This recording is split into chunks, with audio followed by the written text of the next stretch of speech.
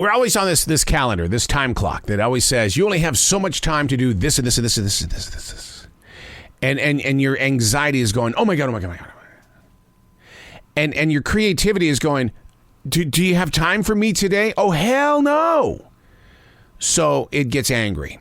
And then you wonder why you had a bad day. Well, your creativity is in control of who you are, what you're going to become. Unplugged, because we will always say yes to creativity, totally uncut, because we all make mistakes. So turn it into a tool. This is Arroe Unplugged. Do you mind if I have a sip of coffee before we begin? Not because I'm looking for the buzz. No, because I just love the flavor of coffee. Oh my God. I don't put junk in my coffee. You know, like milk and all that kind of stuff, cream, sugar. I go for the bold. I mean, it's got to be strong coffee. Not for the buzz. I just like the flavor of, oh my God, that is incredible. You know, we do that a lot in life with a lot of things, you know, like this forest in South Charlotte, North Carolina. I could have planted 3 or 4 trees like the average person would, but no, I had to go 1,700 trees in 1997. And so looking outside this beautiful window, we're what, 23, 24 feet above the forest floor? And you see the sunlight glowing through all of these trees, and you go, I know what that dude was thinking back in 1997. But the truth is that nobody else understood the vision. They challenged me on it, and they thought, you're really kind of stupid by doing this. And I'm sure I'm going to be, because one day there's probably going to be a big windstorm, and all of these trees are going to fall on my home, and I'm going to go, why did I do that? But in this moment of now, there's peace. There's vision. There's a story. There's something here. And that's the thing about your life. It's the same thing, where you have planted something that others didn't believe in. And yet today you get to savor it, to touch it, to smell it, to grow with it, to be a part of it. Hey, it's Arroe. This is The Daily Mess, a chronological walk through an everyday world. I am a daily writer. It's junk like this that I like to write about. It's not a Dear Diary. It's not a journal where you're going to sit there and complain about everything that's moving around in your life. You're just going to talk.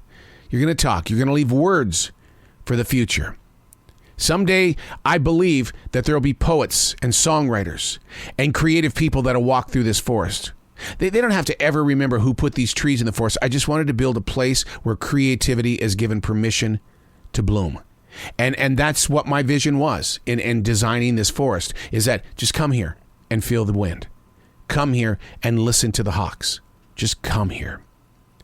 This is The Daily Mess. I often wonder what I would do if I come to these pages and I decide in that moment of now that I'm not going to write today. I'm just not going to write.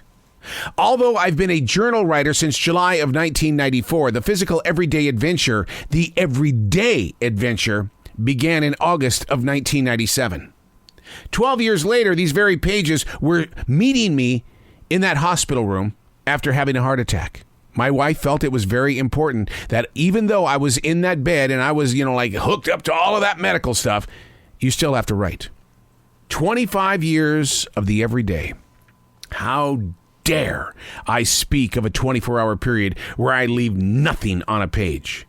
I'm insulting the calling. I joked yesterday with author J.C. Cervantes about writers doing nothing more than wiping the white dust off a page. We laugh together. We understand that moment. Where do these words come from? Why? Why do we show up every day? The words already exist on a page. We're just dusting off the white stuff. A writer without an instrument is the saddest love song that you will ever listen to. For the voices that we hear are that of expression.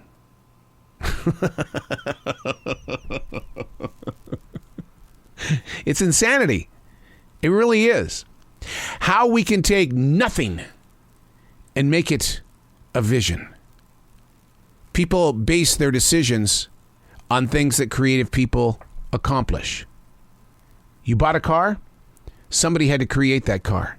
Somebody had to design that advertising campaign in order to convince you to go to that particular outlet. Creativity is that one thing that we all depend on. And I'll tell you what, and you can hang up if you want to. You made it this far. I'm blessed that you made it this far. But a thought fell from me as I stepped inside the studio today. And it's all stemming from one thing that I read while studying my news today. And God, I hate it. I hate it. That's how I start my day.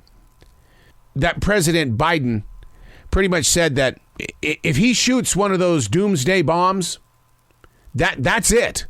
That's it. And so my thought today in prayer was millions of years of experiences, challenges, changes, victories, celebrations, millions of years gone because of a single man's ego. How do you deal with that? You know, Biden said that this is the first time since the 11 days of October, which was the Cuban Missile Crisis, that we've had to deal with something like this. And so when I sit here and I go, I often wonder what I would do if I come to these pages and decided in the moment to not write. What happens if I can't make it to these pages? That someone's ego took away my right to write. Now I give it to you. Took away your right to live. I'm Arroe, and that's the Daily Mess.